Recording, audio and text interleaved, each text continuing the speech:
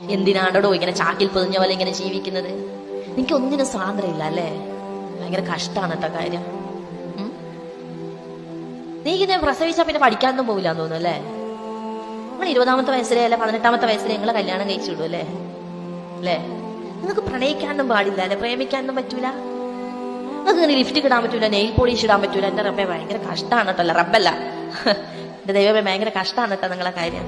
നെഗറ്റീവിന്റെ ഇങ്ങനെ കൂരമ്പുകൾ ഇങ്ങനെ പതിക്കുന്ന സമയത്തായിരിക്കും വീട്ടിലേക്ക് അവരിങ്ങനെ വരിക. നീ നിന്റെ ശരീരത്തിനെ കുറിച്ച് മാത്രം ഓർത്തുകൊണ്ട് അതിന്റെ അഴകിനെ കുറിച്ച്, ലാവണ്യത്തെ കുറിച്ച്, ഇടുപ്പിനെ കുറിച്ച്, വടിവിനെ കുറിച്ച്, പുരികത്തിനെ കുറിച്ച്, ചുണ്ടിനെ കുറിച്ച്, മൂക്കിനെ കുറിച്ചൊക്കെ ഇങ്ങനെ ആലോചിച്ച് അപ്സെറ്റ് ആകുന്നതിന് പകരം മോനെ അല്ലെങ്കിൽ മോളെ നിന്റെ കഴിവിനെ കുറിച്ചും വായനയെ കുറിച്ചും ആലോചിക്കുന്ന ഒരു വ്യക്തിത്വമാവാൻ നിനക്ക് സാധിക്കണം. രാഷ്ട്രീയ ബോധം ഉണ്ടാവണം, ചില കാര്യങ്ങൾ ചോദിച്ചു മനസ്സിലാക്കാൻ സാധിക്കണം, നന്നായിട്ട് നീ എഴുതണം. നിന്റെ കഴിവുണ്ടല്ലോ, ചിത്രം വരക്കാനുള്ള കഴിവ്, കാലിഗ്രഫിയിലുള്ള കഴിവ്, പാട്ടുപാടാനുള്ള കഴിവ്, ഇത് എന്റെ കുട്ടി എന്ത് ചെയ്യണം? മുന്നോട്ട് പോയിട്ട് എന്റെ മോള് നേടിയെടുക്കണം, മോൻ നേടിയെടുക്കണം. അപ്പൊ സ്വാഭാവികമായും നിന്റെ ഹിജാബും നിന്റെ മഫ്തയും ശിരോവസ്ത്രവും ഒക്കെയും നിനക്ക് വേണ്ടിവരും. പൊതുസമൂഹത്തിൽ നിനക്ക് റെസ്പെക്ട് കിട്ടുവാൻ.